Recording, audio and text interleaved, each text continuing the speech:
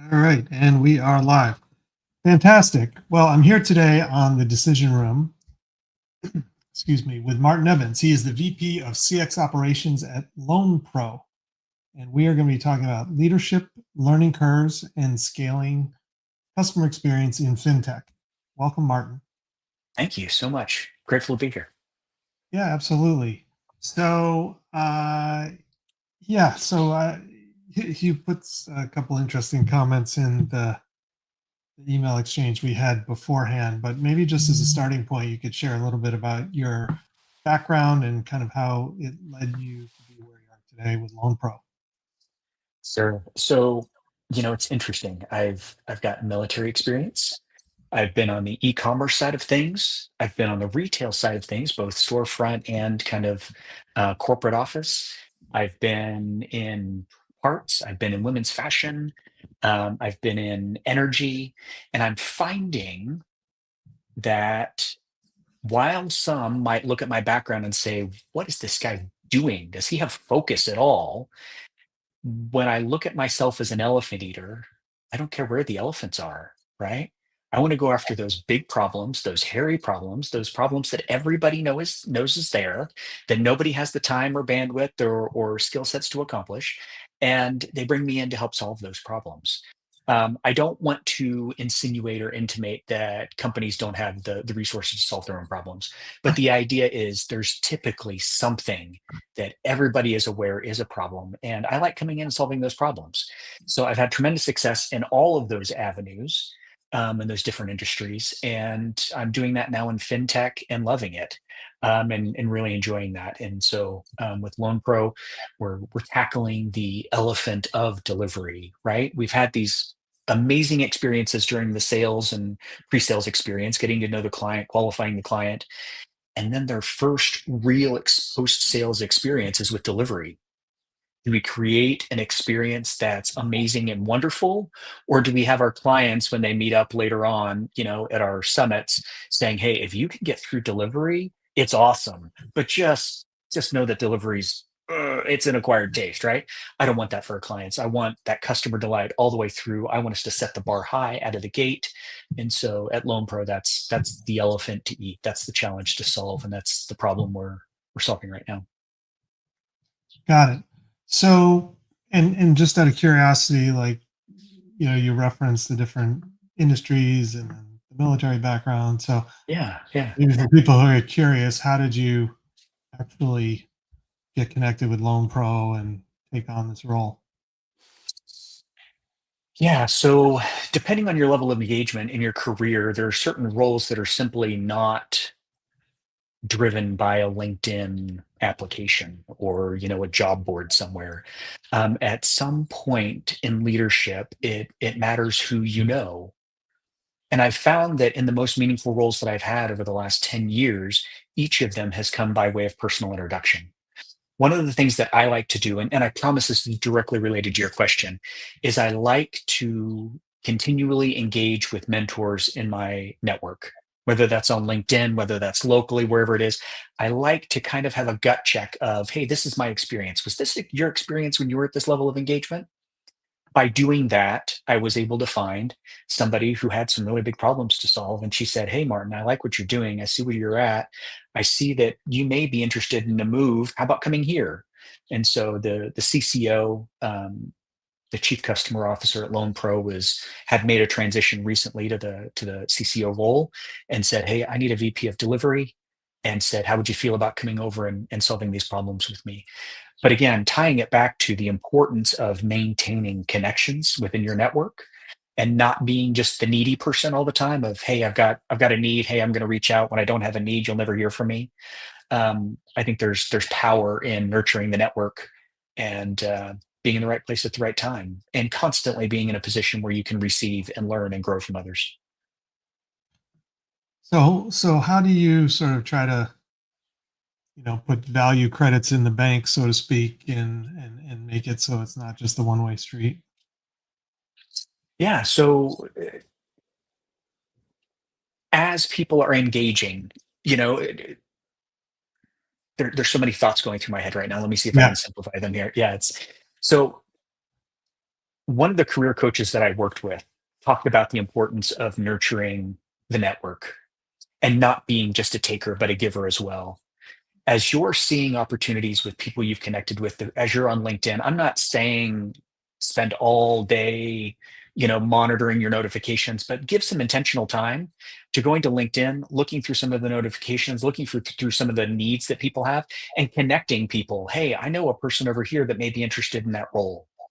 Or, hey, I'm commenting for reach, right? People, there's a lot of value in helping people find and fill the needs that they have. And so as we nurture that network, as we chime in, as we make introductions, warm intros through any kind of, messaging service, doing whatever we can there to connect people with people that may not be a primary contact for them, all of that has a tremendous return on it. And if it's a constant thing, right? Again, not something that's overwhelming your time. We're all busy. We've all got a lot of things to do. But if I take an hour a week and I just start looking through saying, hey, I know somebody that could fill that role. Somebody reached out to me saying, hey, I'm not asking for a job, but if you see anything come across your plate, let me know. Making those connections goes a really long way.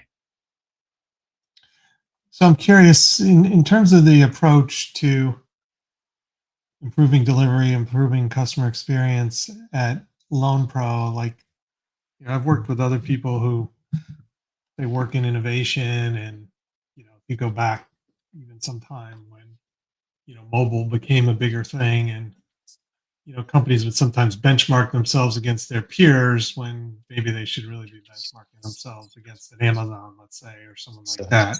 So how do you think about customer experience? How do you benchmark? How do you kind of try to create that great delivery experience that really gets people off on the right foot? so I'm gonna take it back to a prior role that I had. I was at a car. I enjoy startups. I'm at a startup now, late stage startup. I was at a smaller startup before, and the CEO was the principal developer. And if you've got a product if you've got a product driven by your product team or your developers, then you're going to have something that's hyperlogical, but may not be customer centric. And so you've always got to have kind of that product hat on of, hey, as a product manager, as a product owner, I need to go out and ask my customers how they're receiving what we're sending. And so one, I think you understand the executive vision. Hey, what are we trying to accomplish? And then you go get unbiased feedback about how we're accomplishing or not accomplishing that vision, and then get really strategic about how to close those gaps. So with customer experience, one of the tenets at Loan Pro is customer delight.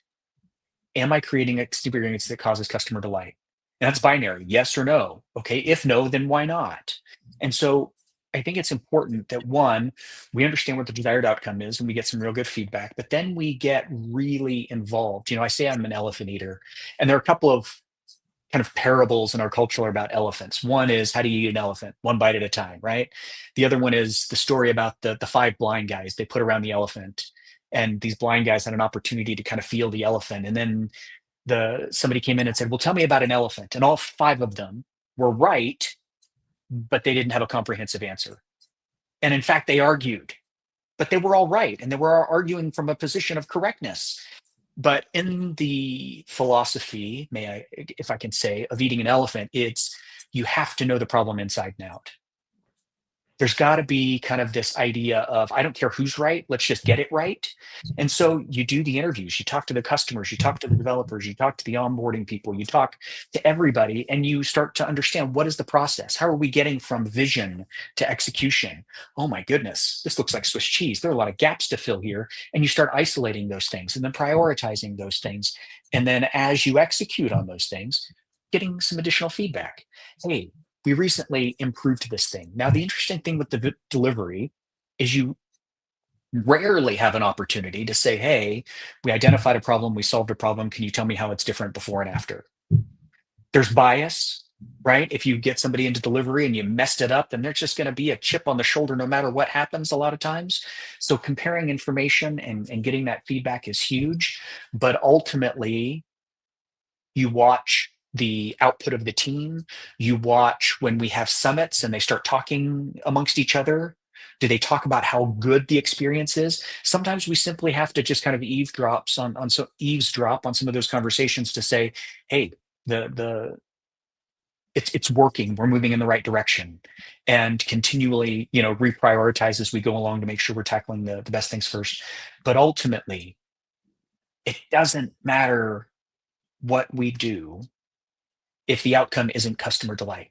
Now, I'm also not saying abandon your tenants and do anything and everything to make your customer happy, and abandoning the no and always saying yes, right? There's always a back and forth we have to have, but within the constraints, within the tenants, within the structure of your organization, are you doing what's necessary to, one, honor the structure and honor the revenue and honor the pipeline, all those things, and get that customer delight experience?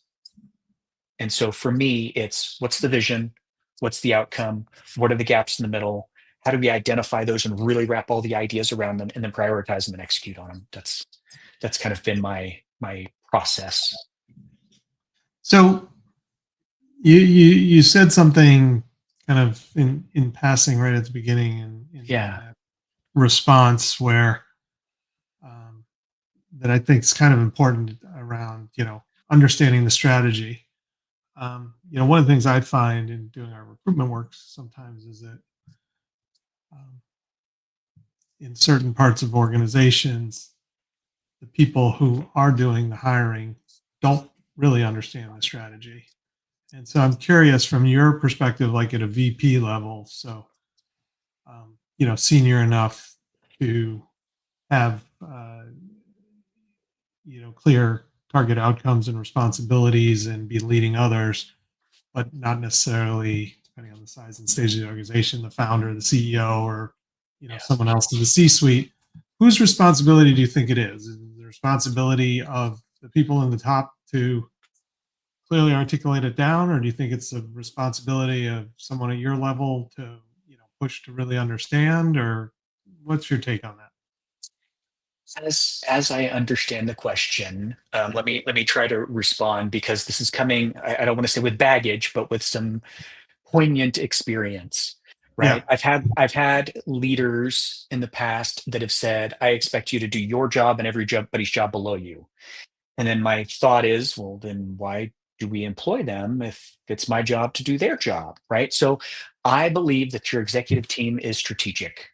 I believe that it is their responsibility to clearly define the desired outcomes. I believe it's their job to create an environment where there can be pushback and there can be negotiation and there can be dialogue, to the point that we walk away united in the strategy. And then that next layer of leadership, maybe it's the VP level, we then go higher to meet those needs. Hiring has been one of the gaps that we're trying to fill, right? Going back to the Swiss cheese analogy, or going back to my elephant analogy, man, that's been tough because I'm trying to hire for technical project managers, and I have a budget for technical project managers. But I'm finding in finance, when I'm trying to do that, these technical project managers that can execute on the tasks we have, or the challenges, or the role that we have, want 30, 40, 50% more than we're offering. yeah. So that begs the question, one, do we really have the role clearly defined? Should we take the technical out of that and just stick with project manager, and maybe project manager with fintech experience? Right? So there's so many things that we're trying to juggle. We've tried to hire the heavy technical. We've hired developers that have good project management experience. We've hired certified project managers that have good technical experience. And we're still trying to find that ideal balance. We're trying to find that ideal profile, to go out there and really solve for and understand. So hiring is definitely one of those things. But I think, So and I'm again, curious, is it the challenge is even getting people in the door who have the right skills and experience and in a budget that works, or is the challenge you're bringing people in and then for whatever reason they're not able to perform in the Loan Pro environment? yes, both. We've encountered both. When we've gone out and worked with recruiting firms to find the ideal candidate, and we get through the conversation and we love them, there's just absolutely no way that our budget's going to fit for them sometimes. And I'm not indicating at all that we're in a non-competitive budget bandwidth here. It's just at their level of execution, where they've been, what they've done, they value their skill sets to a degree that we've not been ideally compatible there. And in our experimentation of trying to solve this, we have come across these super highly qualified project managers that just couldn't cut it technically, as well as these highly technical people that couldn't manage the projects we have well. So there's a lot of evaluation in this whole process here. But at the end of the day, we can't sacrifice customer experience and all of that. They are going to feel some ripples, but their experience cannot come at the cost of our process redefinition and trying to refine and define those new processes to find out if we're doing it the way we should. I mean, that's one of the other challenges we have is, do we put lipstick on the pig, or do we get a new pig? Right? Do we get rid of the pigs and we go with a completely different creature, a completely different structure, a completely different framework here? And then that's one of the challenges too, because I think sometimes we're like, oh, we just have to make the thing we have better, when the answer is we need to abandon the thing we have and we need to start from scratch. Oh, and ensure customer delight along the way. And man, that is a challenge. And do you find, given some of the tools and the resources that are out there today, where you can almost kind of spin up your own internal AI consultant to, test out different ideas or come up with different alternatives that you could possibly then road test with clients? Do you find that's a kind of an option to see if there's a you, you know uh, either I don't know if it's eyeshadow in addition to lipstick to go on the pig, or Yeah, a yeah, cow instead of a pig, or whatever yeah. the right analogy is. But how, like, just with the pace of change in technology right now and the resources available, how do you find it is to try to attack some of these problems? So so the AI conversation is a fascinating conversation and could probably take up multiple episodes, right? We are trying to use AI to enable and simplify some of the things that our PMs are doing. We have not run our models through to kind of get an idea from an AI perspective of, say, which model should we next try. But we are certainly looking at, are we in 2025 using the tools that we have at our disposal to really make things better and easier? So across the company, we use Gemini, an enterprise level version of Gemini, which gives us the deep research and the canvas and all these other really great tools. And we've done intentional training internally to use those things. And we're hoping that that eases the burden to the degree where we can strip off some of these things that are making these roles,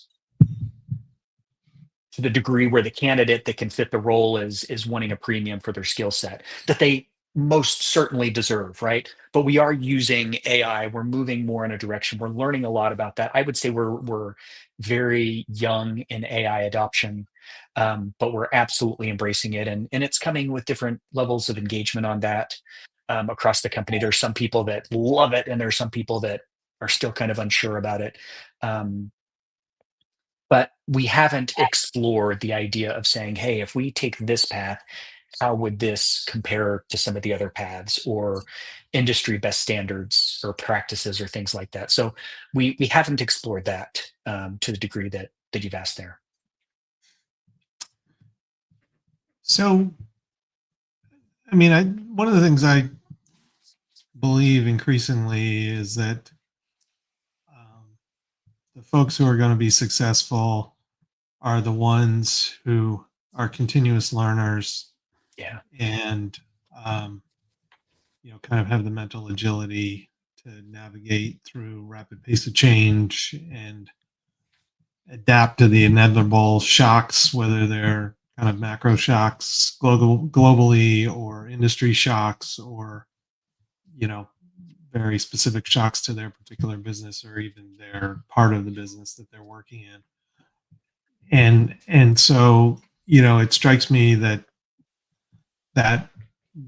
those things are both part of your um, kind of DNA. And so I'm just wondering, is it really nature, or is some of that come from your past experiences? Did the military start of your career have an influence on any of that? I'm just kind of curious, kind of where this ability to be an elephant eater came from, Yeah. in your approach. So there are two questions that I'm hearing, and I'll answer them independently. So I didn't take the traditional university route, right? If you look at my LinkedIn, I've got 5 college degrees. Wow, that guy must think he's really smart. I was an opportunist. I took night classes everywhere I lived. I was in retail for 15 years. I took classes where I happened to live at the time, community college, that kind of thing. Finally, when I got into the military, um, through the Air Force Community College, I was able to finish up an associate's degree. And then I was able to finish a degree in Spanish because I was an airborne linguist. And then when I got out, I went to the University of Utah and said, what is the minimal effort I can put in to finish up my degree so that I can get a degree and get past that hurdle in some of the interview processes. And they told me it was international studies, but once you finish your international studies degree, you won't have enough credits for us to give you a diploma. So you have to take more classes. So I took a couple more classes and got a degree in Latin American studies because I love Portuguese and Spanish. And then I finished two associate's degrees and 2 bachelor's degrees. And I'm like, okay, now I need an education to be able to work in the workforce. And so I immediately transitioned into my master's of information systems management with project and program management as kind of the emphasis there. So I have been a lifelong learner. It took me 21 years to go from starting undergraduate to finishing my master's. So for most of my life, I've been a learner. Now, I'm not going to argue that that's how I've always been. I can tell you horror stories about, being in high school and middle school and hating learning, but I've been learning for so long. I just love to keep learning. On the elephant eater side of things, I just I I think so often that we get in our own way. There's so much ego tied up in so many things. And if we're all okay with getting it right, regardless of who's right, then let's set the ego aside. Let's address the problem for what it is, and let's poll the the proper stakeholders and get the right responses and move forward. And so I found that once I find communities or workplaces or cultures that allow that kind of process of, hey, let's get it right regardless of who's right, that pretty amazing things can happen. And again, tying in that education piece of, I'm not afraid to still have people mentor me. I'm not afraid to read a book. I'm not afraid to go out there and learn. I don't know what the advantage of saying I know enough. Let me go from here. We should always act on what we know, and sometimes we won't have perfect knowledge to move forward. But I'm just in a place where I'm still a sponge. I still want to learn. I still have a degree of confidence in what I know, and I've found tremendous success in going out there and trying to understand what I can, and then breaking things down and going at it that way. I hope that answers your question. Yeah. Is there one particularly big challenge you faced in your career where that elephant eater approach, was successful for you? Yeah. So I would have to say, in my last company, my CEO came to me and said, "Hey, Martin, I need you to migrate our 1,400 plus customers from our V1 software to our V2 software." V1 was the scrappy software. We built it like building the plane in the air. The customer asked for the thing. We went and built the thing overnight, right? You sell it before you build it. But then they had an opportunity to kind of sit back and say, "Hey, if we could do it again, this is how we would do it, and this is the right way to do it." And so they said, "Hey, I need you to migrate it." And I said, "Well, do you have any roadmap?" And they said, "No, figure it out." And so it was truly a process of discovery. It was reaching out to developers. It was reaching out to the different teams that said, "Okay, you built this piece and they built that piece. How do I connect these pieces?" Long story short, We scoped it out. We did the discovery. We knew that discovery was going to happen along the way. So we kind of left a buffer in there. I think we ended up scheduling a 9-month migration strategy with executive updates and company updates to kind of keep the excitement around the migration alive. But we finished early. We finished under budget. We had a phenomenal time. And it was really just one of those experiences of the executive team said, I need you migrated. It needs to happen by this date. And they threw an arbitrary date out. It was June 1st, I remember, because one of my colleagues had said, don't hit that date no matter what. They just threw it out there. It was an arbitrary date. Don't hit it. And I was like, what if?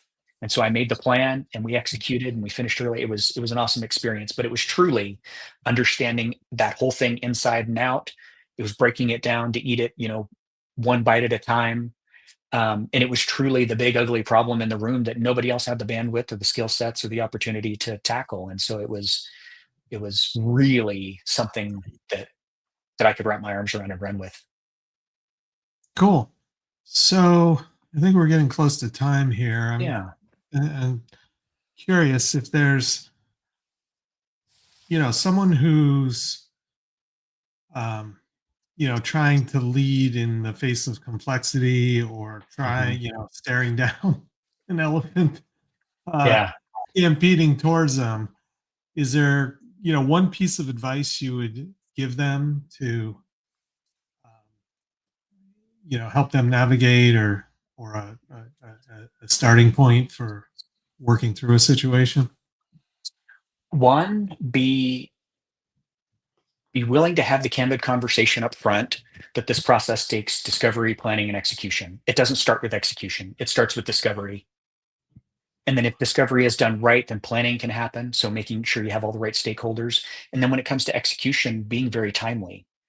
I don't necessarily subscribe to the idea of burning the candle at both ends, right? I don't necessarily subscribe to the idea of somebody pulling a date out of the air, just like my former CEO did and said, hey, get it done by this date.